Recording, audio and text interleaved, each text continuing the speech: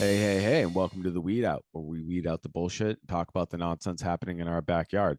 I'm Spencer Fox Peterson with a new co host, friend of the show, Akil Vicks. So introduce yourself, Akil. Hey everybody, how's it going? This is Akil Vicks. Living in East Hampton by way of Philadelphia, and glad to be here and glad to talk to someone um, who, hopefully can provide some answers about some things going on in the world. So we are, as we mentioned in previous episodes, we're going to bring on some guest hosts and rotate things around and share our platform. So we're happy to have Akil on. Does great work on a Substack. Please go check that out. Today we have Congressman Jim McGovern on the show. We hope to talk about what the hell the Democrats are doing, and we'll get into that. So uh, we're wary of platforming establishment Democrats, but this Democrat has been responsive and figure we've given a platform to the Workers' Party. May as well see what the Democrats think about stuff like that. And we're definitely going to focus a lot on Palestine because of what's happening. We're recording this as of May 28th, 2024, and more massacres are happening. And we have the primary sources to prove it. And we're going to talk about that. So, we'll talk about it after the interview. So without further ado, we're going to bring on the congressman. All right. So Akil, thank you again, as always, for coming on the show. And let's get into it. So we're having Congressman Jim McGovern of Massachusetts' First District in the U.S. House of Representatives on with us today. First of all, Mr. McGovern, how are you today? I'm doing great. How you doing? Personally, as I want to say in these days, personally, I'm doing great. Uh, I'm in a lot of despair and crisis for my fellow humans Yeah. across the world.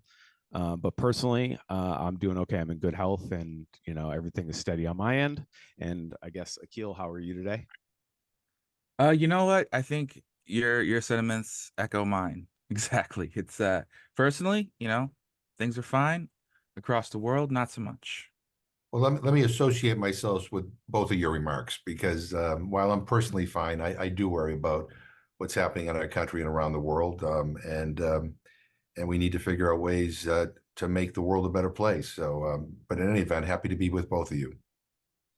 Yeah, and just you're our first federal guest on our show. We've had uh, candidates for federal office on the show. I don't know if you've heard of him, Senator, a person running for Senate against Elizabeth Warren in your party, Brandon Griffin. He was on the show and kind of gave his stump speech about his cause. So we thought it was only fair that if we're going to platform people challenging your party's platform, we should definitely get on people that in a lot of ways have some things in common and then Yeah. have divergent opinions and how to get to these goals. Like you yourself, correct me if I'm wrong, are very passionate about food security and food rights. Correct. Yes. And I think that's our common, you and I, Yeah. and Joanna, we are very big into, that's part of the name of the Weed Out. A lot of people think it's about marijuana, though we're cool with marijuana, obviously, but gardening and weeding, taking care of your community is a big part of our ethos. So, Yeah. No, I mean, my view is that we live in the richest country in the history of the world, and there are 44 million Americans who don't know where the next meal is going to come from. I'm right. ashamed by that fact, and I think more members of Congress and state legislatures and city councils and boards of select boards should be as well. It's unacceptable. Food ought to be viewed as a fundamental human right for every single person in this country and on this planet. So I wasn't planning on asking this, but I All may right. as well ask this. The U.S. has one of two or three countries that has voted in the UN that food isn't a human right. Well, I know I you're not. You're one of many people. yeah, right, right. No, but I do believe. I mean, food is life, right? You can't live without food. You can't, young kids can't develop without food. And so, and again, we live on a planet where if we manage this better, we could eradicate hunger. But instead, what we have done is come to accept hunger as a reality, and and we've tolerated it. You're reading, we read all this going on right now, the tragic situation unfolding in Gaza right now. Well, it's the tragedy is not just the bombs that are falling on the Palestinian people in Gaza. The tragedy is the denial of food. There's a famine happening. People are dying from lack of food and nutrition. And again, these are problems that can be fixed. I tell people all the time that hunger is a political condition. We have the resources, the food, and everything to solve it. We just don't have the political will. It is not a priority. And one of the things I'm trying to do is to change that. I haven't been successful yet, but we're moving the needle a little bit. Well, speaking of political will, it does seem to be that there are significant blocks, and especially at the top of your party, to taking a firmer hand with Israel and getting aid in. There was the convoy or not the convoy, the pier that was built to allow aid, but I haven't really seen a lot to suggest that that's been meeting the moment. And it seems like the leadership, especially the State Department and the president, don't really want to use all the tools in their arsenal to force Israel to let aid in. So how's that been trying to deal with that in Congress? It's frustrating and it's heartbreaking. It's frustrating because I think we have more influence than we're using, and it's heartbreaking because, like you, I read the news accounts, I see the pictures, I hear the stories of the suffering of people in Gaza now, in Rafah. You saw the latest development. Again, it's just terribly tragic. Look, I'm somebody who believes that you can be pro-Israel and pro-Palestine. I'm somebody who believes that the people of the Israeli people deserve to live a life with a sense of security and to be able to be who they are. And I believe the same thing for the Palestinians. And for too long, we have kind of ignored the situation or turned a blind eye to what was happening. And now we are where we are. And the question is, can we take this horrific moment and actually move us in a better direction, where the Israeli people have their security and the Palestinian people have their dignity and a future and control over their lives, or do we not? And I'm hoping that we take this moment, not just to bemoan this terrible tragedy, but to see this is an opportunity maybe for us to do better, the world community to do better. And but we can't. And I certainly, I mean, I did not vote for the Israeli military aid package a few weeks ago because I can't deal with the reality that U.S. tax dollars are funding weapons that are being used to kill people in what I believe is an indiscriminate way. And again, what we just read about in this morning's paper is an example of that. So, I want the president to be more forceful, and I'm going to continue to press him to do that. Let me just say this thing. I mean, I'm supporting Biden's reelection, not because I agree with him on everything. We have lots of disagreements, but I agree with him on a lot more things than I agree with the guys running against him. And so, very rarely do we have opportunities to vote for perfect candidates. And, we have to make decisions and choices based on, all the many things that we care about. And so that's why I'm supporting the president. So Go ahead, Spence. I thank you, Akil. I just would like to bring up we have a party that is I've never been a registered Democrat and I likely never will be. I'm not a capitalist. I don't know what I am, but I'm not a capitalist. And Joe Biden, the head of the party, has proudly said multiple things that I vehemently can't get behind. He's the leader of the party. He said, I'm a Zionist. You don't have to be Jewish to be a Zionist. He said that many times. He has, uh, you know, kind of been wishy-washy on women's abortion rights throughout his career. He's at best, you're not here to answer for him, but I do think we have leverage on him. And if he wants to obtain re-election, we have to use our leverage. And he said Rafa was a red line, and the goalpost has moved every time. And I think it's because we're not holding our leverage appropriately or willing to wield it. And I can't help but realize that the idea of security, the way we describe it in the West, and I don't see it as an Israeli thing. I see them as the West. They're an extension of us. What their systematic removal and occupation of the Palestinians reminds me of is the Trail of Tears. Like it looks very similar to our occupation of these lands. And we have the ability to stop the violence. Israel relies on us for so much, and we're not using that. And by not extending that on our elected official Biden, the leader of your party, it seems really dangerous to be playing Trump is worse, or and threatening us kind of as constituents, like, well, if you don't toe the party line, worse will happen.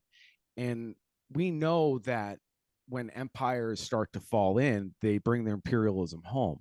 The US police system, specifically the GILEE and many other programs out of Georgia, train with the IDF, right? So we can't help but feel the connections of all these things coming home. And it's not people, I get itchy when people say AIPAC owns our Congress, right? Because I don't want to blame the Jews for anything. Like, no, this is settler colonialism, in my opinion. And it's very similar to what we did in the US the last 400 years. But we have a rare opportunity with an outright fascist, Donald Trump. Like, I don't think there's much hiding that anymore. I mean, he's putting Third Reich, Fourth Reich shit in his campaign material. We have an opportunity to leverage a centrist Democrat, Joe Biden, to the left a little bit. And we're not doing that. And I just wonder why not. This seems like, at least in your district, there's a lot of voices like us where you're relatively safe. I know no politician is ever safe, but like, why can't we leverage Joe Biden more instead of saying I'm more scared of Trump, when Joe Biden has been a big part for 50 years of this relationship with the Zionist colonial state, I wonder why we can't use our leverage a little more aggressively. And maybe we have an opportunity like in 68, where LBJ, said, that we need a new voice, right? And somebody correct me if I'm wrong on the date on that, but do you see that as a possibility? Maybe a new candidate that has a better chance? Well, I think that for this upcoming election, it's clear that Donald Trump will be the Republican candidate and Joe Biden is going to be the Democratic nominee. I mean, I don't see that changing. But look, you raise a bunch of very interesting points, and some of the challenges that candidates have as they approach the election. But I mean, as I said before, I don't agree with Joe Biden on everything, and he and I have some differences of opinion on what's happening in Israel and how we should deal with Israel. And Biden has moved a little bit. I mean, he has talked about freezing some of the aid, and I think that's a good thing. I mean, it shows that he's moving in the right direction. Do I wish he would be more aggressive? I do. But here's the deal. What I'm worried about is if Donald Trump wins the next election, that may be the last presidential election that we have in this country. I worry about the fact that he doesn't believe in democracy. He doesn't believe in different points of view, and I worry about the people that he will appoint, and I worry about the future not only of this country but of the world, if he were to become president. So, uh, you know, again, I don't agree with Biden on everything, but I do think that I can work more with him, and I can move him in more in the direction that I want him to move in. Um, and that's kind of my goal. I mean, none of this is easy, and again, it's hard to build the case that we need a very, very different policy toward Israel, but I think that that's beginning to happen. And I'm finding that a lot of people who have been longtime supporters of Israel believe that the behavior of Mr. Netanyahu is unacceptable. It is undercutting Israel's security in the long term, and it goes against their values. So, I think we have to look at this for what it is, but it's important for people to be engaged, and it's important for people to vote. I mean, I really worry that if Trump becomes president, that all the things that I care about, and things that I think are essential for the future of this country, they're gone. So, that's what has me very concerned. If that's the Well, if that's the concern, right? And I'm concerned with that too. Like, I don't speak to half my family because they're in the Trump cult. Like, that's not a secret around here. I'm very concerned. So my question is, and this is what's been burning me: why, since the first day of the union, Trump, Biden said, "Fund the police, fund the police." Why would you be building up all the tools for, these cop cities popping up for urban warfare to use on your own people? Why would we be building the infrastructure for a madman like Trump to take over? Like, I hear your point, but the actions and the policies aren't consistent. I'd be setting in safeguards for Project 2025 now. I would not be funding fascist police. Like, they're known to be pro-Trump. The number of ex-cops and current cops that were in the January 6th riot alone, like, I don't understand, the actions and the policies don't match up. And if Trump is such a threat, and I believe he is, why not use this as a chance? If this is going to be our last election, like, let's get some really populist ideas going, and stop. It's not just Bibi didn't act alone.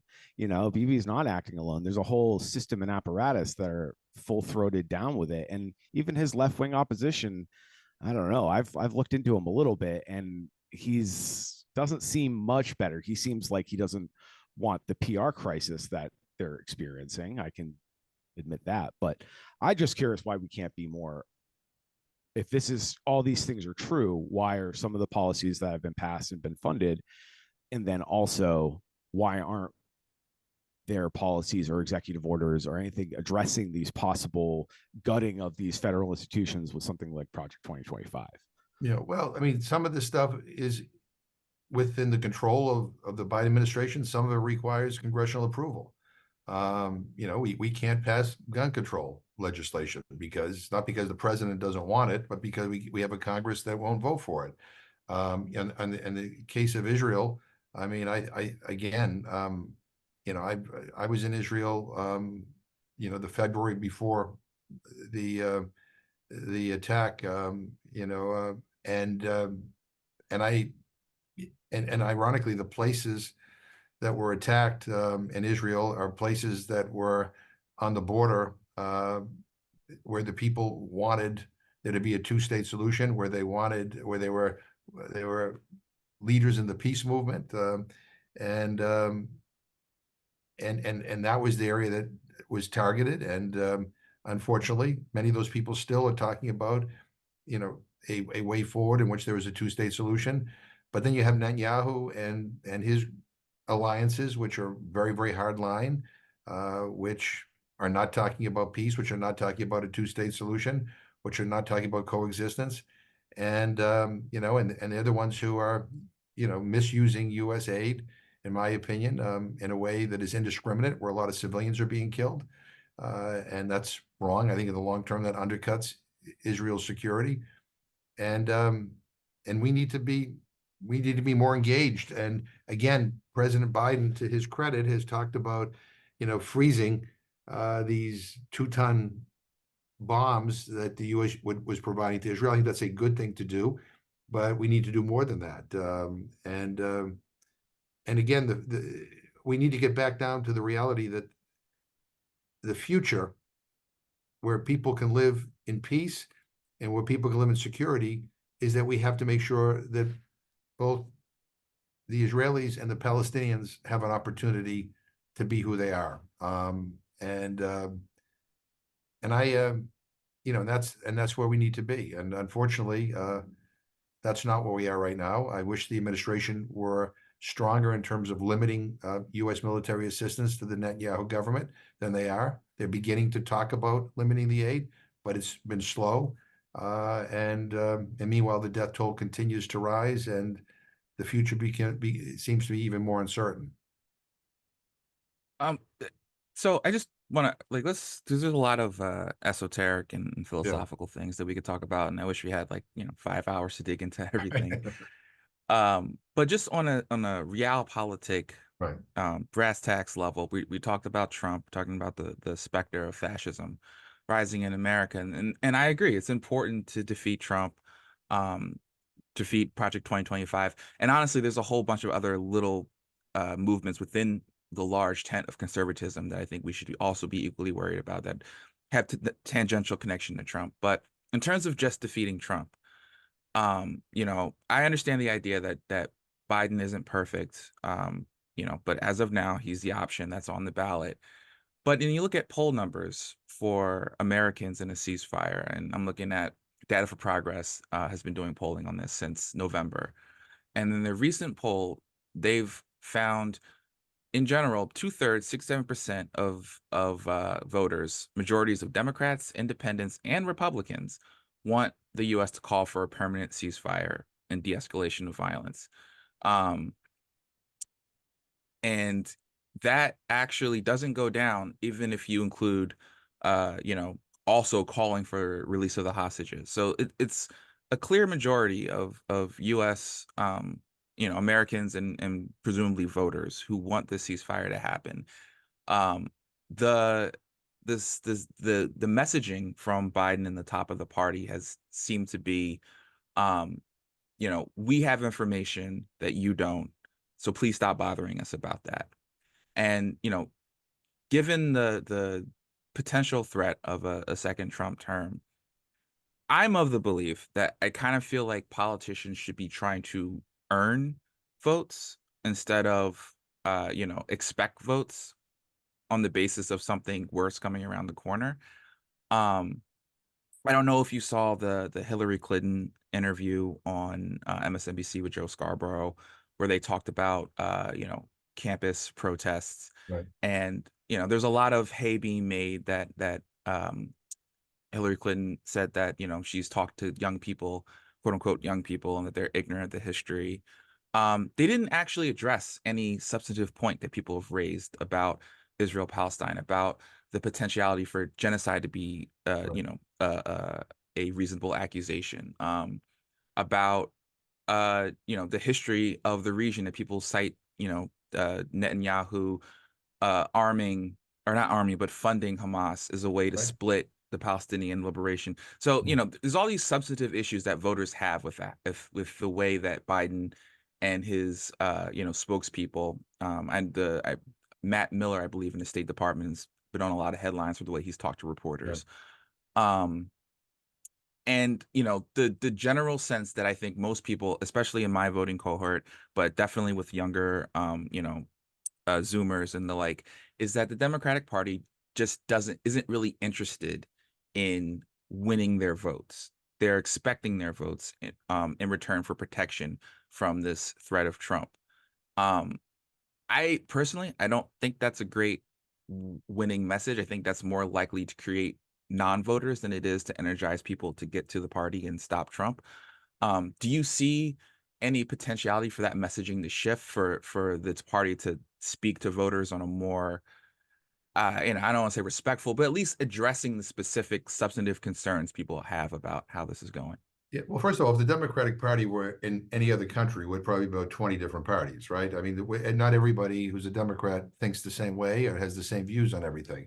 And that's the case with regard to what's happening in the Middle East right now. I mean, some of us believe that, we ought to be pushing for negotiations. We ought to make sure that not only Israel's security is achieved, but that the Palestinians have an opportunity at their own country and they have a future and that they are independent to be who they are. So, I mean, there's lots of different views within the Democratic Party. So we all don't fit into one nice, neat little category. Having said that, I mean, I think that, and I understand your point, I think we need to have more thoughtful discussion on how we get to an end game here where that can be the reality. And that is why I think we should not be endlessly funding the Netanyahu government and giving them whatever they want, because they're not interested in a two-state solution. They're not interested in what happens to the future of people in Gaza. I mean, they're just interested in prolonging this, I think, so that Netanyahu can stay in power. So we need to have that discussion about what the future is like and put pressure on the powers that be to move in a very, very different direction. And that means, I think, that Netanyahu has to go. I also believe that Hamas is an awful force in all of this. Again, the ironic thing is that Netanyahu, working with Qatar and other countries, has given the green light for them to fund Hamas, because he knows that they have a horrific human rights record and that nobody would expect him to negotiate a peace deal with them. And so, that has gone on for quite some time. But we need to find ways to empower Palestinians who want a better future for the Palestinian people, who respect the rights of women, who respect the rights of the LGBTQ plus community, who actually want peace, who want to move forward, who want independence. And we could talk about this. It's easier said than done, but we need to create a situation where the pressure is on all sides to move in that direction. And right now, that's not what we're doing. And I wish the Biden administration was more forceful in saying that we're not going to continue military aid to the Netanyahu government unless things dramatically change, unless there is an effort to try to bring this to an end and to try to not only protect the rights of Israeli citizens, but to protect the rights of Palestinians. And so, this is a debate that needs to happen. I understand what you're saying. I mean, Biden's not necessarily saying all the things that I believe or you believe, but we have to try to figure out how we create a climate where we can actually establish a pathway to a future, where real people, average people, actually have a chance at a good life, free from Netanyahu, free from Hamas, where people can actually have their human rights respected. And I think that's where we need to go. We ought to be having a discussion. We're not really talking about that in Congress very much. This recent aid package we sent to Israel, I mean, it was just like a 15-minute debate. I mean, there was no real thoughtful discussion on what we need to do. And I think that has to change. And campaigns can be a forum in which we have that discussion. So we should probably wrap up soon, but I do want to challenge that just a little bit with respect to Hamas. This is not a defense of Hamas, so don't. No. It's when you are an occupying force, this is their land. These people have been there for thousands of years, right? I know they're not Hamas. Not Hamas hasn't necessarily. Not Hamas, but yeah. When you grow up under occupation, right, things come out sideways. I grew up in a traumatic household. Luckily, I've gotten a lot of therapy and I've had access to a lot of great things that the world doesn't have access to. And my trauma was familial, not systemic, right? So my traumas, I'm able to overcome them, thankfully. But I can only imagine growing up under an oppressive system, much like the Black Americans and Indigenous Americans in this country have. And you see how gangs and things get formed. And yeah, we can talk about how they're patriarchal. They don't believe in LGBTQ rights, but they did grow up under an occupying state, and they're a lot of these guys are orphans. They don't have a fucking family, so of course they're going to find a gang, right? And this happens in our own country, in our own backyard. I live in Holyoke. Like, I know plenty of people that grew up in the foster care system that end up in groups of people that aren't very good, and it's because they have nowhere else to go. So like there was I don't know who said this, but I heard it from many famous Irish people say something to this effect, and they know about occupation, so I'm going to listen to them, and I have Irish roots, and they said you don't question the table manners of a starving person. So while I think Hamas is done atrocious things, they're probably hurting the people in Gaza. I don't doubt any of that, just like any gang, any protective racket would do. When you're under this occupation, they're not on equal footing. Like, this isn't a war between two armies. This is we think, nuclear powered entity that is funded by endless money from the United States. And we can stop this tomorrow. We can just stop it. We can stop sending money tomorrow. Yeah, and I understand your point, and that's why I voted against the military aid. Oh no, I'm just because I think that the pressure that the Biden administration needs to put on the Israeli government is that this has to stop, because I don't even know what the end game is here, right? I don't even know what Netanyahu's end game is, because the question is it to what, to force everybody in Gaza to what, to leave? Is it to, I don't really understand what the end game is here. He cited Amalek multiple times, and yeah. I mean, will Israel continuously occupy Gaza? I mean, that's not a future for stability, or a future where people's human rights are respected. So, we need to help try to guide Israel, which has been our ally for many, many years, to a different platform. And we need to be also on the side of the Palestinian people, who have, unfortunately, for decades and decades and decades, kind of really existed without having their rights protected, without being able to develop, without being able to travel wherever they want to go. Human rights ought to matter for Israelis, for Palestinians, for people in the United States, for people all over the world. Human rights ought to be the centerpiece of our foreign policy. And I just think that what's happening right now is terribly tragic, and I'm worried that for all the talk about the need to try to bring this to an end, Netanyahu is moving in the other direction, and things are getting worse, and more people are dying, and it's becoming more and more difficult to figure out how we bring this to an end. And by the way, we're talking about Gaza right now. The West Bank is horrific right now, and that's on the other side. Yeah. And so that's an issue as well. So we look, and I don't even know whether Joe Biden has all the answers to this, or he can move us in the right direction. I could just tell you this: I at least feel that when I talk to members of this administration, sometimes I actually feel that maybe they're listening. They don't always follow what I want them to do. Sometimes they do, sometimes they don't. But I at least I feel I can get their attention. My worry about Trump is the opposite, and I also worry in terms of about the realities in this country. I worry that this may be, if Trump wins, this may be the last election, for president that we have in this country. And I'm not exaggerating or being alarmist. I really worry that this may be it. And the one thing I think Trump learned from the last election is he needs a vice president who will do what Trump says to do, not what is right. You need a attorney general who will do what Trump says for him to do, not what is right. And you need a secretary of defense who is willing to use the U.S. military against U.S. civilians if Donald Trump tells him to. And I'm telling you, I'm not trying to be alarmist here, but if you listen to to former President Trump's rhetoric, I mean, it's all there.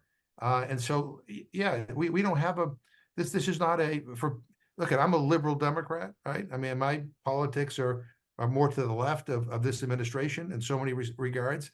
And so there's lots that the Biden administration does that I don't like. And not only with regard to the Middle East, but even here domestically. But I have a better chance of trying to shape the future working with them than I do if Donald Trump gets reelected. And so this is a really important moment, and I get it. There's lots of frustration. I'm frustrated when I watch the news. I know you are as well.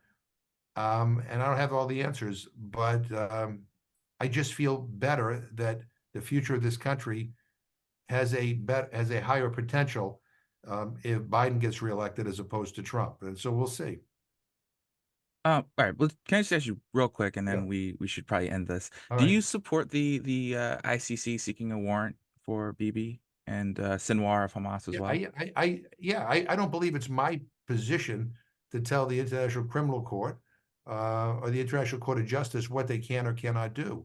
I mean, and so, I mean, this will all play out, and there's a process that it plays out. But the idea that we should intervene prematurely to say no, you can't do that, I think is a mistake. By the way, we support the International Criminal Court in other matters. Yeah. So we Yep. start to lose some credibility when we say, okay, you can go after this person, but you can't go after this person, or this incident, but not that incident.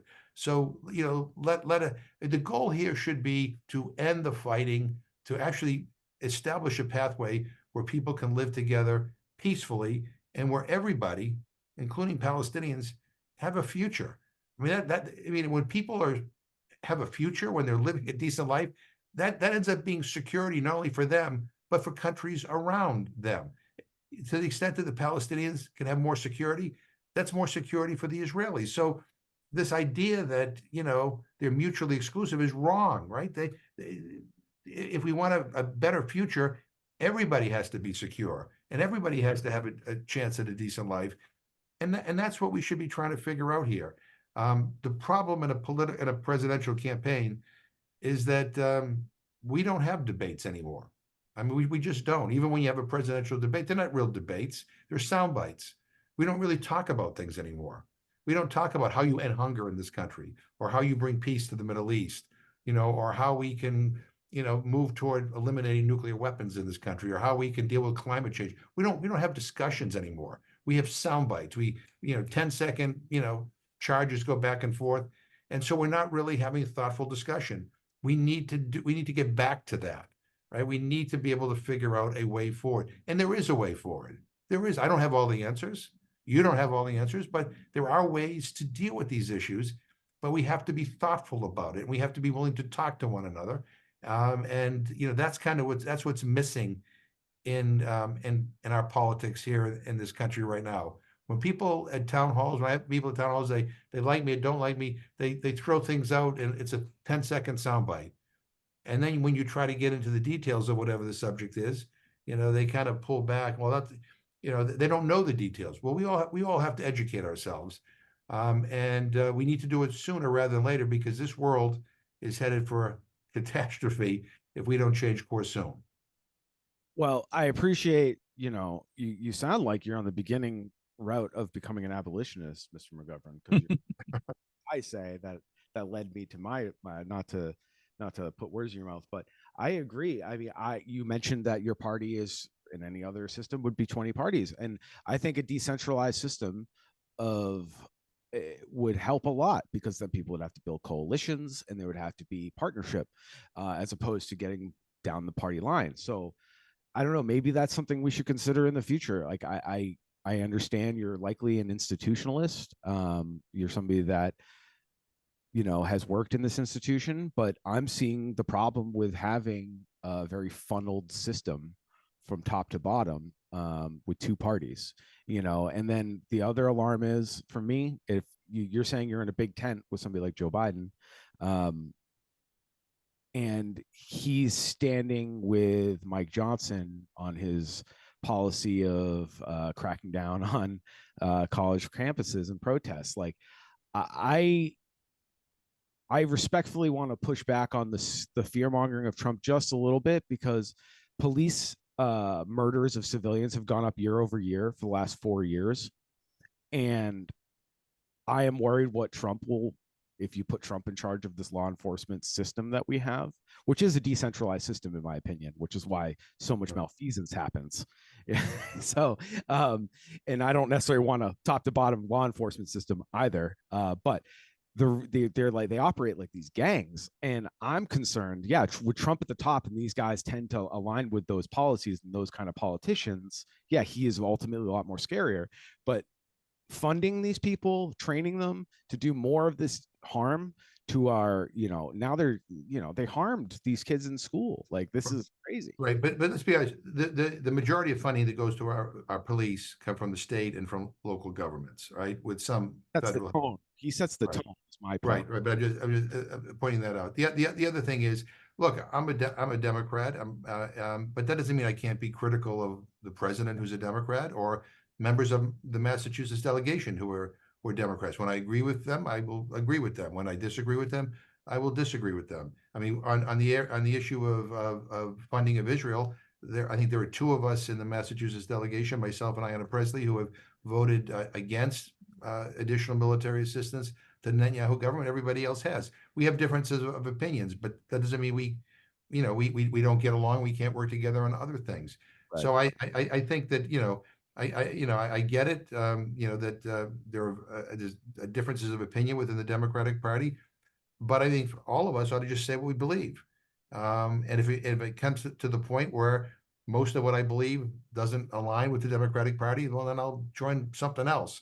But the bottom line is, I mean, I think we have to get back to having people say what they believe, right? I mean, and that doesn't mean you have to agree with somebody 100% of the time. I've been critical of this administration over their policy on Cuba. It is the same policy, that Donald Trump had. It's the same policy that Ronald Reagan had. Isolating this, the island of Cuba, to me, is a throwback to the Cold War, and it hurts the Cuban people, and it makes no sense to me at all. So I've been critical of them on that. Us too. Yeah, I mean, we ought to have normal relations with Cuba. We deal with China, we deal with Russia, but we can't deal with Cuba. I mean, it doesn't make any sense to me. But anyway, that doesn't mean I can't stand with Biden on other things. But I think it's important for us to call them as we see them, and whether it's something domestic or international or whatever, and people ought to just say what they believe. And again, I always find it difficult, I'm sure you do too, to find somebody who's running for office who agrees with you or me on everything. And the last time I voted for a perfect candidate was when I first ran for office, and then I got elected, and I served a couple of years. And guess what? I wasn't so perfect anymore, but I voted for me for re-election because I was a hell of a lot better than the alternative. So, we have to understand that reality as we move forward. But look, I mean, the issues that you're talking about here today are all real issues, and we ought to be having these discussions at greater length in Congress than we are right now. I mean, I really, the one thing that really bothers me is that a lot of these issues, again, some of the funding issues, are happening without any debate. And I find that really unnerving. I think people need to talk about this stuff, and people need to know what's at stake and what they're voting for and what it means. And in the case of what's happening in the Middle East right now, what we ought to be talking about is, how do we stop the killing? How do we stop the violence? And then how do we find a path forward where people can coexist in peace and have a good life? I mean, that should be the goal, right? And that's what we should be talking about right now. And I really worry that we're not. I agree with a lot of what you're saying here, just in general, like the concept of I think on the left we like to term it solidarity, right? Like, we're not all going to align perfectly on every single issue. No one's going to be perfect. There's going to be disagreements, but the general idea is that we should all respect each other and identify our common interests and work towards those, from the perspective of limiting the damage that Trump and the Republican Party can cause. I don't know And I don't get the sense that a lot of voters, especially younger voters or voters who are, to the left, as we are here, sense that solidarity coming from this White House. I think it's not so much that we need Biden to be completely, perfect and so we don't feel bad about voting for him. I think it's more so that we would like to be treated as adults, with like, an interest of solidarity. Like, okay, we don't agree on XYZ immigration policy, blah, blah, blah, blah, blah, X, Y, and that and the third. But at least communicate to people that you hear these substantive critiques of what's going on and have a conversation, address that, if that's possible. But I think what a lot of people are missing is the sense that they have an active role in this process. I think a lot of people get the sense that their job is to shut up, show up, vote, and then don't talk about it again for another 4 years. And I think that's a problem in terms of disaffected voters, people who are just not going to vote. I'm not so much worried about people switching to Trump. I think that's more of a thing that happens in more affluent communities than it does in poorer communities. But in terms of people just not voting because they don't feel like they have any sort of say or voice in this top-down architecture of the party, I think that is a problem that, like you're saying, like we need to have more conversations about reaching these goals. I think you raise an excellent point. I've tried to communicate that to the administration, not quite as eloquently as you just did, but the point of the matter is that we can't just assume that people who don't like Trump are going to necessarily vote for Biden. And we have to remind people what's at stake and why it's important to vote. And that requires people with credibility in certain communities to be dispatched to go out and have those discussions. And I worry sometimes that that this administration is taking a lot of constituencies on the left for granted, that they'll say, oh, they're not going to vote for Trump. No, they may not vote for Trump, but they may not vote. Right. And if the turnout is lower and lower and lower, then Trump's limited base could carry the day. So no, you are absolutely right. I mean, I agree with you on that. And I've raised this to the administration in a number of ways. So far, I haven't seen them do what I would like them to do, but there are people with credibility in skeptical communities on the left that ought to be dispatched to have these conversations, to build up confidence, and to try to outline a pathway forward to deal with a lot of the issues that people care about. And to me, I always say, like, presidential elections, I'm more concerned. I want to get people more engaged in their community and actually being a part of something. But then for electoral politics, your down ballot stuff is so crucial. And if we can have strong governance and leadership on a local level, there can be a lot of resistance to a person like Trump. So I'm worried about people not showing up and voting down ballot more than I look at, and I'm in Worcester right now, right? I mean, we have a person on the school committee who, raised money to send people down on January 6th to try to overturn the election results. And quite frankly, shame on all of us for not pointing that out. But she got elected. And there are members of select boards all throughout my district with some people on it who, quite frankly, come off as nice people, but when you look at what they've said and what they stand for, it is frightening.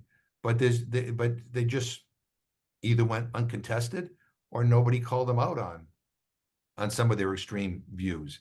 So you're right. I mean, this is not just there's a money issue too. Like most people and that's we didn't even get into the economy, and we got to go because we all right. but the reality is we have on the ground issues, and I think, quite frankly, I think you might agree with me, but if we solve things like food security, housing, healthcare, these are all human rights, and water, those 4 things, you solve all that, we don't even have all these other conversations. I think you're right. You're right. And we need to listening. I agree with you, man. as much as I want to go fire and brimstone and point fingers, we need to, that's the core stuff. So I don't know, maybe we can revisit this conversation. Sure. What's going on in a couple months. But thank you for your time. Thanks for having me. I appreciate it. This was a good discussion. I appreciate it. Nice meeting both of you. I mean, we've, we've talked before, but it's nice seeing both of you on Yeah. video here, and look forward to continuing the conversation. Yeah, we're going to continue to press the issue. There is a good constituency that listens to the show. We're very local. Like we're not advertising. We're not doing any of that stuff. We're truly anti-capitalist in a lot of ways. We just want to give platform to people that, because media is important, whether you like it or not. And I not you, but people in general. And having a voice for the working class is huge. And Right. There's more of us working class folk than there isn't, and we need to coalesce, and we all just need our basic needs met, and everything else will kind of not to be so simplistic about it, but so that's what we're doing here. So we appreciate you giving us your time to come on the show and talk to your constituents. But I appreciate you giving me the opportunity, and anytime in the future, whether we agree or don't agree, I'm happy to talk with you. And again, I really appreciate this opportunity, and I wish you all the best. All right, take care, Mr. McGovern, and Take care. Thanks for talking to us. See you soon. Out. That was Congressman Jim McGovern of Mass District 1, U.S. Congress Representatives, House of Representatives, excuse me. I have thoughts, but I would love to hear Akil's thoughts first. You know what? I want to start off with the positive that he came on the podcast and he had a good conversation. Towards the end, we were talking about solidarity and respecting the voters.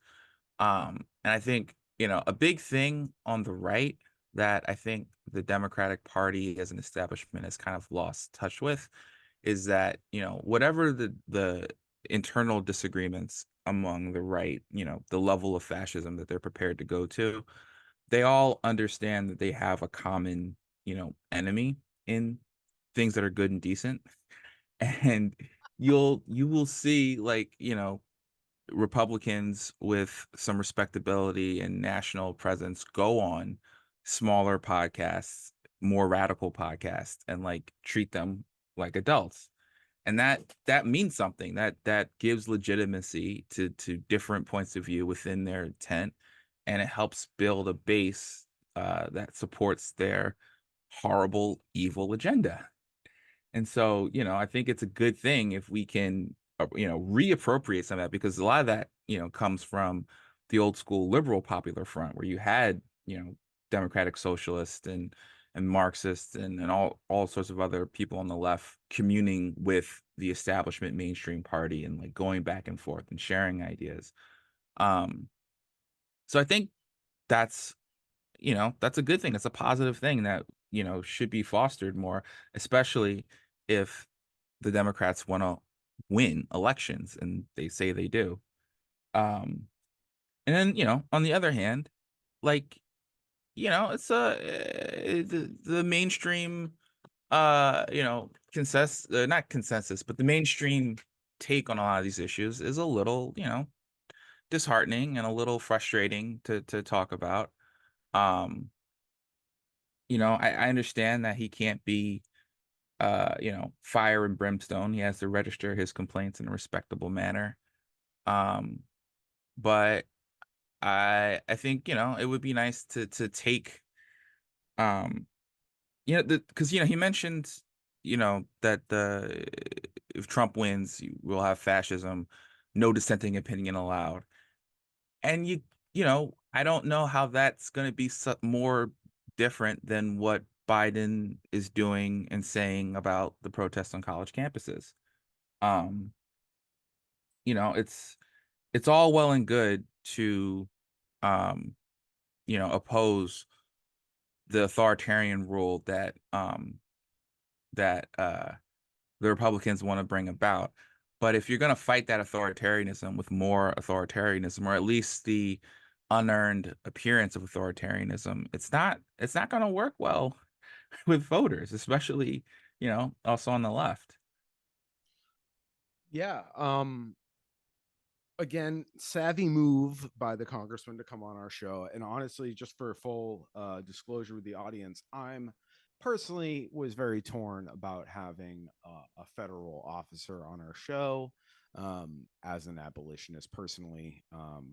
But Joanne and I spoke about this and we kind of hemmed and hawed, but we were like, listen, there's people that aren't us, that don't have our extreme, quote unquote, extreme views of the system, that should hear from them. If we're going to platform their opponents, maybe we should hear, since they do, quote unquote, claim to care about the same things, the Workers' Party and the Democrat Party. And the reason the Workers' Party and things like the Workers' Party even pop up is because they feel disillusioned. So it was good to have him on to point that out to him, and maybe he doesn't get that a lot. So this will not be. It's good to like commune with people, but listen, I'm not extending this to Richard Neal. You know what I mean? McGovern was kind enough to come on the show, and he cares about a lot of the same things. So I figured there was a soft belly there, and he's not denouncing the ICC. So. There is an ally potentially in the Democratic Party right there, in my opinion. Yeah. That doesn't mean I am wary as fuck, man. They send sheepdogs out all the time, and Bernie is the most famous one, right? Like, heard us to hear us, and that's good. Like, it is also they are the party of relieving the pressure, right? So I just want to make sure the audience knows, like, we're well aware that they were using us just like we're using them. They're using us as whether he is, I don't know if there's some big grand scheme plan. I don't think that, but I think instinctually, as a career politician, as Mr. McGovern, he's been in Washington as in some capacity since the 90s. So 27 years. Yeah, he understands the concept of needing to relieve the pressure, and sometimes you got to go into unsavory places to hear people and make them, because sometimes it's like The Office, right? Like, when Michael finds out how Toby deals with conflict in HR, he just lets people talk and then they move on. And that's true. Right. And that's something the Democrats have. I'm not saying I love that. I fucking hate it. No, we need solutions. But like, they're not even doing that shit anymore. No. They're not feeling our pain, as Bill Clinton once said. Exactly. They're not even like, they've moved on so far. And I just find it like, how can I tried challenging him. I think I tried. How can you be scared of Trump while Biden's putting in all the infrastructure for him? Like, yeah, I mean, that's a huge thing. Like, he just sidestepped that twice. I brought it up twice. Yeah. Like, why are these structures being built if a big scary authoritarian is going to come around, where these cops are already kind of agree with them? Like, I don't. Well, I think Democrats have a tendency to put their head in the sand. Yeah, they don't want to deal with the specifics and the substance of these criticisms. Something I also tried to like press them on is that, like, this isn't just cranks, like, complaining for no reason. Like, there are substantive issues with how the Democrats view, and what you're talking about, police especially. Like, I published an article in Jacobin, I think last year, about how you can't talk about, in one side of your mouth you're talking about a woman's right to choose and abortion access, and then in a post-Roe world, you're funding the police, and more importantly, you're funding the police surveillance apparatuses that are going to be used to track women who need to leave their state to terminate a pregnancy, or who are just even going online to look up how to get the abortion drugs. Yeah, how can so I think there's privacy rights, like, because that's really what Roe was privacy rights. And I think that's when Roe got overturned. I actually lost some friends over this because I thought I was reacting. I was like, dude, I'm actually acting really selfishly. They kind of accused me of being a white knight. And I was like, bro, even if that's the case, like, you don't have women in your family, you fucking stupid. But I was like, this is a privacy issue. Like, the foundation of Roe v. Wade. Luckily, my mother, I mean, God bless her for all her faults, and she's not a political mind, but she's a nurse and she's a woman that grew up in the 70s, right? And she was like, no, that shit was important. That triggered all this stuff. People get credit cards, I need a husband. Like all that stuff is interconnected. And Yeah. it's the right to be an autonomous fucking person is really what the Mhm. core question was. Can you fucking take care of yourself? And not need the government or not have the government be able to enter that Yeah. private area. And that's what the funny thing about Roe v. Wade, and it's like going away. It's like it was really, as much as it is about abortion, it's about the other stuff with privacy. You mentioned police surveillance and yada yada yada. They've been eroding this shit my whole life. Joe Biden wrote the crime bill. He helped write the Patriot Act. Like this motherfucker Mhm. that fucking my life, your life times 10, and all your community's life. It's hard to want to get behind this guy. I don't care if I mostly agree with him. Like the Yeah. IDF, like he's part of the reason that the IDF cross trains with our police. Like he's one of the Yeah. statesmen that set that system up. Yeah. Yeah, and as you pointed out, like, if Trump is this big threat, and I do think he is, you Yeah, can't just like give him everything he'll need to institute a fascist state, because you think it's politically advantageous, or you think because you think two Republicans won't be able to knock you on as soft on crime if you don't still if you following. They're still falling for that 90s thing of being soft on crime. There's like my wife pointed this out. She's like, they still want to be the law and order Democrats. And it's like, you've proven that you are. You can stop now. You're the only ones funding the police. Like the fucking Trump level funded and like just was never interested in really, it's always funny. The conservatives are always hemming and hawing over the bottom line. And it's like the Democrats just sign fucking blank checks. Mhm. Yeah. Um, Yeah.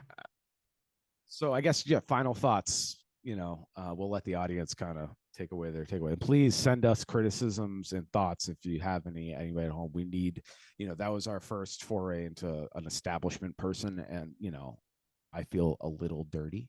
And listeners don't like it. We can refrain from doing stuff in the future, but we are trying to be we're not trying to be these cranks that don't want to find solutions and don't want to build coalitions, but we are aware of the downsides of associating yourself with the establishment. Yeah.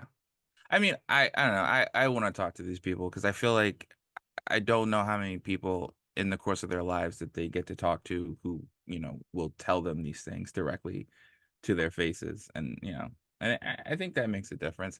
The one little thing I want to touch on before we get out of here, because you brought up Hamas and how, the Irish quote that you brought up, you don't question table manners of a starving person. Who else kind of fit that mold of oppressed people who resorted to some questionable tactics in order to secure, freedom for their people? Political Zionists.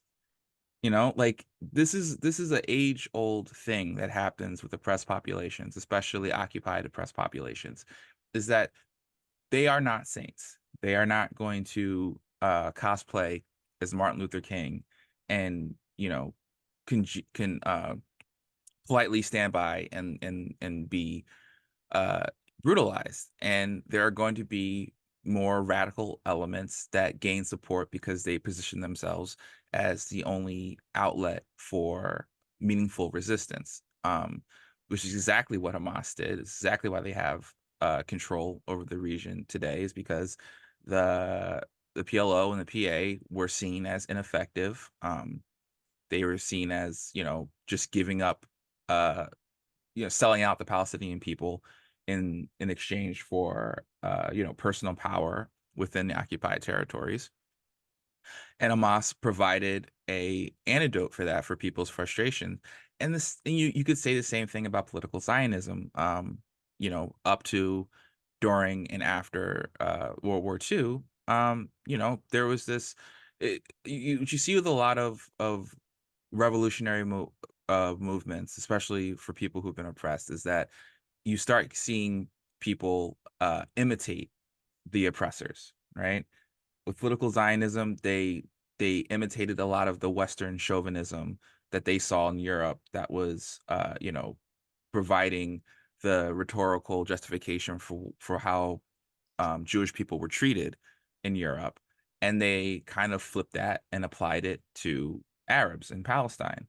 Um, and I think it's one thing to say that we all need to go look for a future where everyone has peace and security. I don't think anyone's going to disagree with that. But you have to be realistic about power differential and about political formation. Why do people do the things they do? Why do people believe the things they believe? No one is out here saying I am the big bad villain of the story. No one's out here saying I am Snidely Whiplash, I'm Doctor Doom, I'm Thanos, and I'm going to, rule the world for evil. Everyone has their own justification. Everyone has their own narrative in which they are the hero of the story. Um, and I think that's a reality that, especially politicians, because they're communicating in sound bites, they're communicating in campaign slogans and messaging and whatever, what have you.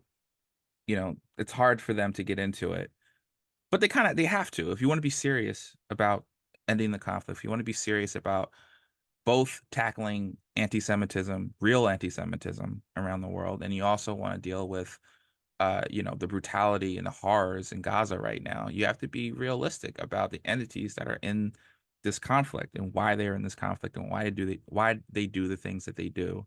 Um, and I think Representative McGovern, I do think he is coming from a place of an old school idea of how to make these positive changes. I think he's coming from a place where you have a party machine, and you do your job, you deliver for your constituents, and you put pressure on the leadership to slowly move in the direction that you want. um you know I don't think that's entirely realistic these days in the world that we live in, but I understand it. And so, I think it's good that we have these conversations, and we can like have this clash of ideologies in a way that can hopefully be constructive one day. Yeah, and when he brought up his frustration, that's why I made that joke. Like, you sound like you're on the road to becoming an abolitionist. And the Yeah. definition of abolitionist I'm using, I'm just talking about an abolition of oppressive systems. And I think specifically in this context, we're talking about the federal government. This system was set up this way and is operating as intended. It is not like his frustrations. No, that's not a bug, man. That's a feature. Like, Hmm. that's how it works, my guy. And I know you Hmm. wish cast, and maybe you believe it. I hope you don't. I would rather them be cynical about it, because then that's actually rational. I mean, you might as well tell me you believe in fucking fairy tales. Like it's bananas, but it's just like, and that's, you brought up the whole like how these oppressed people, sometimes it comes out sideways, through trauma, right? And their groups come Hmm. out abusive and narcissistic, as cultish gangs. I see the police, like, I see the same thing in Hamas that I see in the police. Like, sure, of course they Hmm. fucked up. They're running around with guns telling people what to do. um there's no such thing as a good guy with a gun, sorry. uh Yeah. if I have a gun in my hand, I'm potentially a fucking bad hombre. I'm a bad guy. Like, I could kill somebody, so even if I don't intend to. But it's just like, it's a miracle that in the United States, just as like sidebar, if we're going to talk about how these oppressions line up, how the native people to Turtle Island and black black people, have not asked for fucking retribution. They've just asked for freedom. That's it. Like, we should consider, I've heard that saying, I'm sure you've heard it, like, you should be lucky all we're asking for is liberation. Like, you consider yourself lucky that we're not asking for retribution. And it's like, it's totally warranted. So, like, I can understand Jewish people who were traumatized by the Holocaust, what it did to their families, Hmm. the Jewish Holocaust in the 40s. And it's like, that makes total sense. Like, of course you'd be fucking traumatized. And like the stories that Hmm. told, and then you look at the Western media apparatus, as Norman Finkelstein, complicated figure, but he's right about this, the Holocaust industry, where it's the only Holocaust that's ever happened. And that's not true. There's been, like, again, we're literally on stolen land, you and I. And Yeah. So of course, Congressman McGovern is going to have a hard time understanding the concept. Like, bro, your government's illegitimate. Yeah. Like the government you're a member of is illegitimate, in my opinion. Like, has no right to stand. It was not put here by people that were on this land. Those people have been displaced, killed, genocided, cleansed. And we're doing this, and we're talking about the same thing. Like, oh, everybody in Israel and Palestine is. Where is Israel if it's not on top of Palestine? Like, so where is this magical? Like, are they going to live like in transparent realities on top of one another? Like, how does Israel and Palestine exist at the same time? It's like, how is that possible? Please explain that to me. This mythical idea that they no, like it's got to be one state, and this is why states and borders are fucking awful. They have to be held up with violence. So even if you gave them two states, the checkpoints between the two states, it's the whole point of Yeah. the West Bank and Gaza being separated. You have to go through 4 checkpoints to get to where you're Right. Anyways, yeah, I mean, I'm glad he came on, brave of him to come on to pretty radical, there is maybe he's feeling the headwinds in his district and knows there's a lot more people like us that are asking for, I hate to say it, but sanity. Like, a lot of us aren't even asking for highfalutin ideas like, ending imperialism. There's like, hey man, indiscriminate killing, and I have to see it on my phone. Like, and no, I'm not asking. That doesn't mean ban it from being projected onto my phones. I want you to stop the murder, please. Like, I don't even at this point, he's saying like, I'm going to support Biden because I don't agree with him, but at least I can work with him. At this point, I just want Democrats to like remember how to win elections so that we do have that possibility. Because like at this point, it's like, forget all the things I believe. You guys are throwing elections here by like, adhering to this old, outdated mode of politics that is turning off voters. It was nice to hear him say that he's not like a cultist Democrat. Like, if a party, yes, like, it was nice to, I was not expecting that. I will say that. Like, now is the opportunity of a new party to come along that has the power that he would likely deem reasonable to take that risk come along. It's not going to come along in his political lifetime. So of course he could say that. Like, right. Yeah, exactly. Yeah. He's closer to the end than the beginning. So yeah, of course it's also relatively easier to say that. And maybe he's thought it in the last couple of years, because this is fucking ridiculous. Like how they've everything they've fucked up.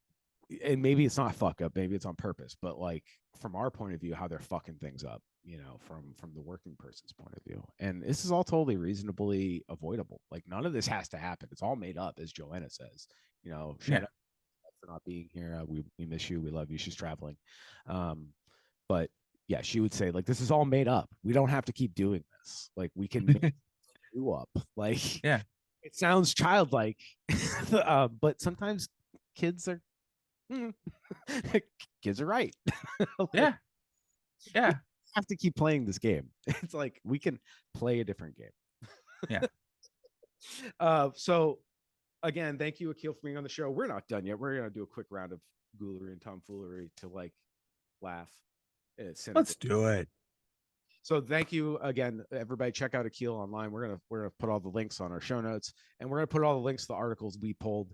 Akil did a lot of the legwork for this episode, so shout out to Akil. Thank you, sir. And yeah, anytime. Have all those links to the things we referenced, obviously, in our show notes. So you go to www.theweedout.com, or you can go to us on social media. Feel free to reach out to us, send us feedback, follow us, like, share, subscribe, and please go check out Akil on Substack.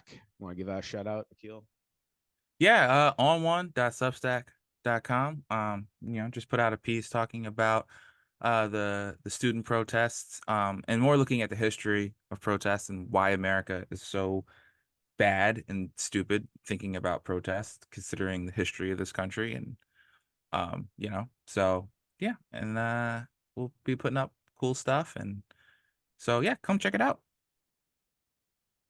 and absolutely we'll link him in the show notes. Substack's great. I'm subscribed to it so it comes to my email. You can also just go to the app every day. But the people I really want to make sure I see is a couple of you. They're all local, which Substack is an imperfect platform, but that's every platform. I mean, we're recording this from Zoom, and Zoom is fucking using AI to learn. So maybe the AI will learn about abolition. That's how I rationalize it to myself. And Look, AI is on Google now telling people to eat rocks, so I wouldn't get my hopes up about AI anytime soon. well, maybe we can radicalize the AI. That's all I'm saying. Yeah. So before we close out the show, we gotta lighten the mood with some tragedy. And speaking of cops, it's a cop story. You know me. You know how I feel about cops. Everybody. I got to figure out how to share a screen. There we go. It's the green button. It's the one green button. So I'm pulling up this wonderful lawyer, activist, abolitionist, creator equality, Alec. He's on Twitter. He's on Instagram. He did a thread on George Floyd's anniversary of his murder at the hands of policing. I'm not even going to name the person who did it. We all know who he is, but it's policing at whole. It's not one cop. So he was murdered by the police, by the state, extrajudicially. And Joe Biden put out a tweet saying George Floyd should be alive. He deserves so much more. Today I joined who loved him and all those who touched by civil rights movement he helped inspire and remember the tragedy of injustice of his death, yada yada yada, with a meme with not a very flattering photo of Mr. Floyd. So that's what they love to do. It's never a picture of him with his kids or smiling, or it's just almost carceral looking selfie on a flip phone. Yeah. Classic messaging. Gotta love the Democrats with their fucking dog whistles. They're a little more sophisticated with their dog whistles than the Republicans. The Republicans just use bullhorns now. So that's the difference between those two parties. So Alec likes to contextualize things. So the thread starts. This is one of the most depraved propaganda campaigns in modern history. Biden's behavior here is shameful, and many Democrats who know better are going along hoping people will actually read about what is being proposed. So this is basically going to be him breaking down the crime bill 2.0, Joe Biden's second crime bill in his life. That's going to probably fuck over another generation. The new law pushed by Biden in George Floyd's name on the anniversary of George Floyd's death will do nothing to make police less violent. It is cynical propaganda. Since George Floyd's death, cops have killed more people year over year. What is he doing instead? He's spending billions on 100,000 more cops and fund the greatest expansion of police surveillance and militarized policing in modern world history at a time when an authoritarian threat is greater than ever. So tied into the conversation we were having with Congressman McGovern, how he's building the tools for this scary fascist takeover. It goes on and on. I will share this thread online as well on the show notes. So please go read this. He basically sums up with saying, there's no political class will among ruling class elites to either address root causes of interpersonal harm, inequality, housing, healthcare, education through new investments, or systemic problems with unaccountable police bureaucracy. So the strategy is to boost repression to manage social media or social unrest over the inequality and injustice that the elites will not eradicate. Then repression is marketed through a series of faux reforms to give the illusion that more accountable bureaucracy will always just around the bend. So basically, they think more surveillance means we'll be able to actually hold the cops accountable. We've been through this with body cameras. It just becomes a political tool for the cops to either exonerate themselves, make propaganda, and or smear somebody in the court of public opinion before their day in court. And they also provides a payday for donors, because a lot of these people who own like Axiom, all these people that create the equipment for cops are donors. Correct.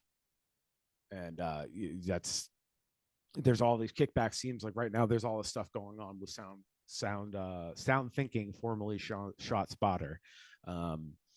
and Michelle Wu, that contract is up. I think she backed it against all good sense. Like the technology has been proven to be bunk and actually create more harm because it sends cops out ready to fight in a war.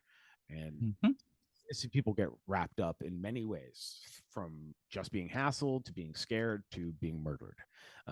So it doesn't actually get medical care faster to gunshot victims. It's like none of it's true. And like the company's rebranding itself, they know they're done. And places like Chicago, one of the earliest adopters of ShotSpotter, is pulling out. Now, granted, the mayor is facing a lot of fucking bullshit in his decision, and I think he's going to override the council, or has.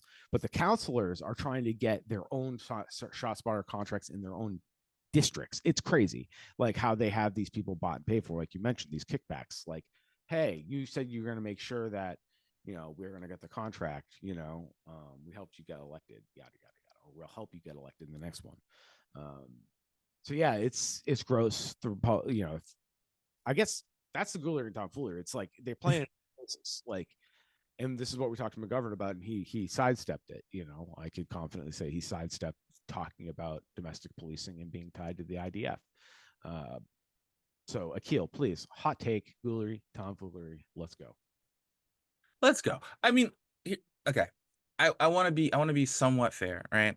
I think there is a genuine ideological thing with Democrats and police, and I think it's as an ideological current that America has in general, and you can probably even trace it back to Europe, and that's that crime, antisocial behavior is a product of individual deficiency, and so what's the best way to deal with individual deficiency is you control individuals, you punish individuals, you surveil individuals. And when individuals step out of line, you remove them from society, or you remove them from breathing. And this idea of crime and criminality and how to deal with it it's like air, right? It's I talk about capitalist realism a lot. This idea that capitalism is like the natural state of things. It's a similar dynamic when it comes to policing. A lot of people just have this naturalistic, just so axiomatic belief that crime is a product of individual failure and not a reflection of systemic inequities and problems. And so, as Alec on that thread mentioned, there is no the George Floyd bill could have easily been like, let's rehab, let's go across the nation and find urban areas that have been economically depressed and rehab all the abandoned buildings and make them livable. The government will just buy them up, we'll rehab them, and we'll either sell them at cost as low income housing that people can afford and own, or we convert them into co-op housing where people can come in together and own something on their own. We could talk about ending school hunger. It's something that my wife has reported a lot about. And this is a huge problem with kids' development, is that they go hungry, especially in school. You could talk about healthcare, especially mental health care. Any number of systemic things where people do not have access to the fundamental material necessities to live life in a modern age, and address those, and you would see crime go down, and you would see the necessity for, not even necessity for police, but the excuse for policing to go down. But they're not going to do that because that would cut into profits. And so the only solution is policing. And you can wrap it up in a liberal bow and say that it's going to be accountable policing. The police are going to be accountable, and they're going to go to training, and they're going to wear their body cameras, and they're going to, we're not going to let them do the chokehold anymore. The chokehold was already banned when, that particular cop used it, but we're not going to talk about that. And so, this is there in a world where you are limited by a very dogmatic, axiomatic, just so version of the way the world works. You're not going to be able to envision anything other than what you've already been doing. A lot of people, especially so when Biden was running, I would talk about the crime bill, 94 crime bill. And a lot of people, especially older Black people that I know, would always come back to me with like, well, the Black community supported that bill back in the day. And like, yeah, this was, you can call it racist now, but back in the day, this is what we needed for our communities. And, and it's like, yeah, because you weren't provided any other alternative. We had a problem with crime. Average people were being victimized by violent people in their neighborhoods. And the only solution that was ever offered to anyone was more police. It was never, no one ever talked about like, what is causing people to act out in this way? Where are the guns coming from? Why is the drug trade so prolific? Why do people feel like going into gangs is the only viable path for any sort of life in certain urban areas? Why are these areas so underinvested in? Why are this, all these big second, first order questions about the way that society functions were never brought up. The only solution ever offered was more police, more police, more police. Uh, there's very little data suggesting that more police actually does address crime in a meaningful way.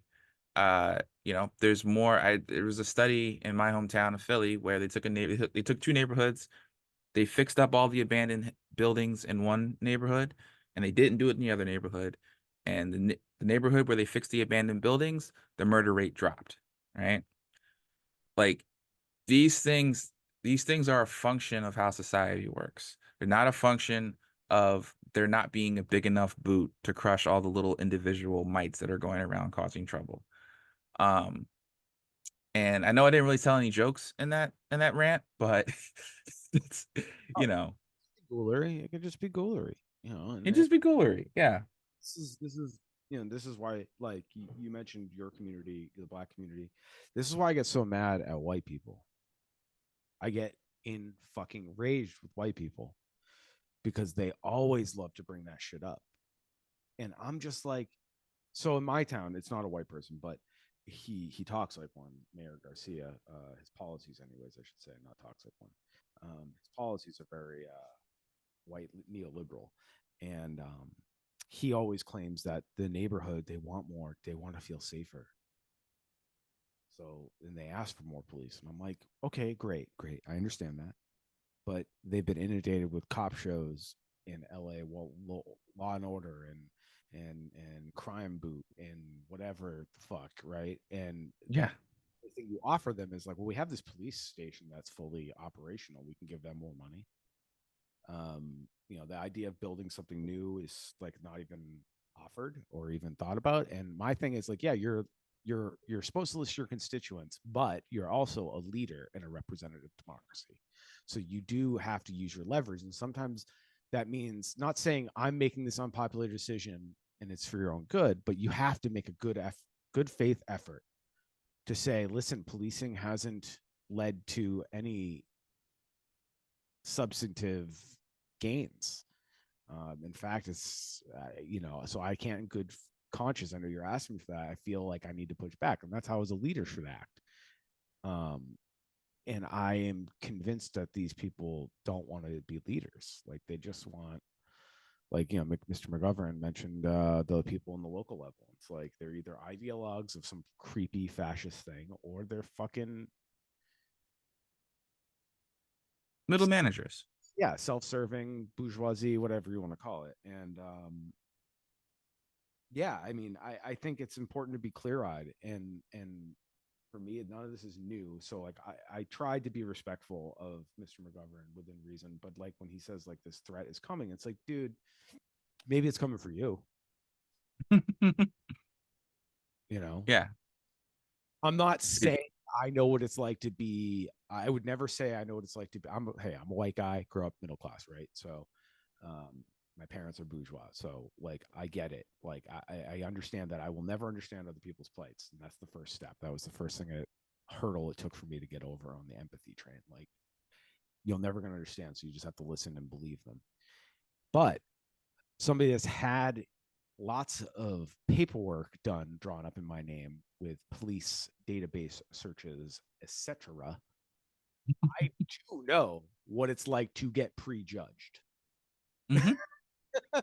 And it's not fun. It's not fair. So I can extrapolate that out where at least I'm the one who was, when I was 16, 17-year-old, had a problem with speeding. So, I'm the one who made those decisions. That's my fault, really. But it shouldn't be the case. Like, you shouldn't be worried when a guy with a gun comes up to your door. Mine is self-created in a way, but then because I was like, oh, well, yeah, I self-created, but these folks, their ancestors were brought here, kidnapped, enslaved, and then have gone through different versions of that oppression, from Jim Crow to what we see now, what they call it now. It's just like, how do you guys not see this? To the other white people, I'm like, how do you not see that? You keep saying fascism's coming. It's like, motherfucker, look around. Yeah. Look I around. mean, the history of policing is, they started as a plan to manage the surplus populations of black people, yeah, but also Mexican immigrants and Mexican Americans, Chinese people, when we brought them over here to build the railroads, and then we got them all hooked on opium, and then we tried to kick them all out. But throughout the history of policing, its main function has been to manage these surplus labor populations. Um, and whatever the excuse is, that's what they're there to do. They're not there to hold people accountable for wage theft, right? Like, they're not there to protect homeless people from being abused, Cops, um cops aren't workers. Cops are class traders. And sorry if you're just hearing this, and this includes correctional officers and anybody tied up in the system. Unfortunately, whether you do it or not, you are coerced to being, not a good person. So I will yeah admit, it a lot of these people are coerced and lied to and then brainwashed. I will admit that. Like, not all these people are bad at their core. Like, I don't think the majority of people are bad. Like, I do yeah think you're responsible for your awful decisions. yeah the late great Michael Brooks had this phrase, and I always try to hold to it, is, I want to attack systems and not people, right? It's the system that demands that people work for it and demands that people be crushed by it. And it's funny too. People talk about, like, we got to add more cops, and then blah blah blah. The number of police has been decreasing since the 90s, right? Crime has also been decreasing along that time, up until the COVID uptick. Yep. But I think it's telling that in the 90s, when we had all this seemingly endless economic prosperity before we hit this boom bust cycle, people did not want to be cops. People left the profession in droves once it became clear that there were other paths to economic stability that they could follow. People didn't really want to be cops because it's not a great job, like, unless you're a sociopath that really enjoys it, like, it's not fun to be uh you know A hall monitor at best. a hall monitor, you know and Yeah. especially, there's been, like, quite a few cops that have come out and talked about their experience being cops.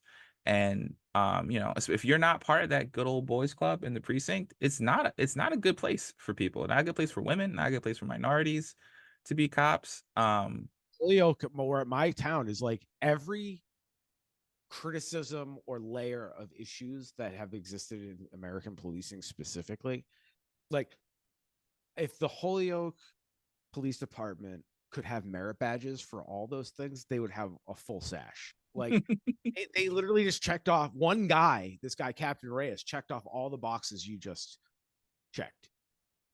Like, Yeah. literally, like, he did all those things on one subordinate. People speaking up for the one subordinate that he was sexually harassing and stalking. Um, Yeah, allegedly. allegedly.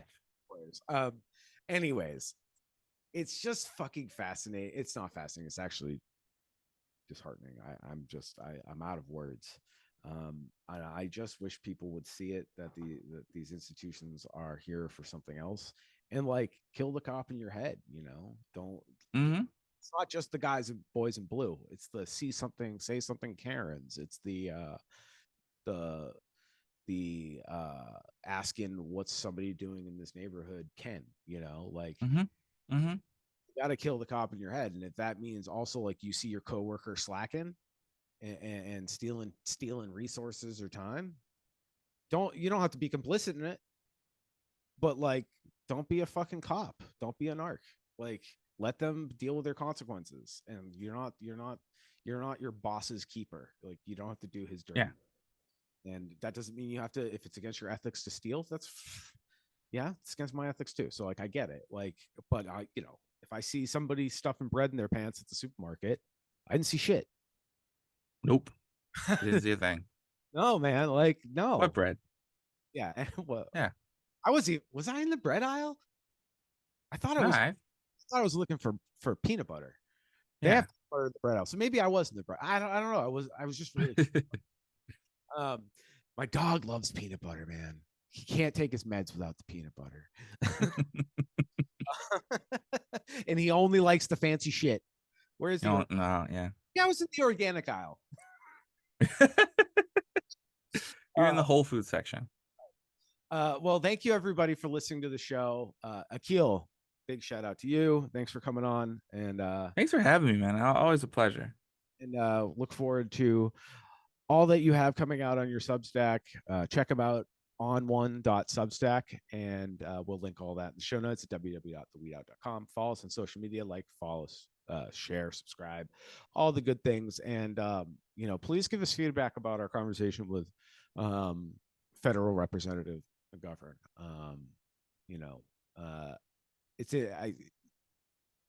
I don't know how these guys do that job. Like my brain would be mush. I don't know how you can feign ignorance on so many things while trying to remain genuine. And I think he was genuine for the most part. But I think he's trying to survive politically. Yeah, no, he's got a job, and I appreciate that. And he seems like an old school meat and potatoes politician, old school progressive politician, for better or for worse. He's predictable. Yeah. My thing is, the AOCs, the squads of the world, I don't ever expect them to be the ones to lead the revolution. It'd be really nice if they just hold the door open for us on the way in. Once you get eaten by that establishment, that silo that you described during our interview, it's like, I don't know, man, that thing is a machine. Yeah, no, well, it's on us to get this thing moving fast enough before they get completely subsumed. Yeah, it's true. Well, again, Akil, look forward to hearing from you in the future. We'll definitely have you back on. And again, thank you so much for taking on some additional duties this week. You killed it, and look forward to hearing from you. Same to you, buddy.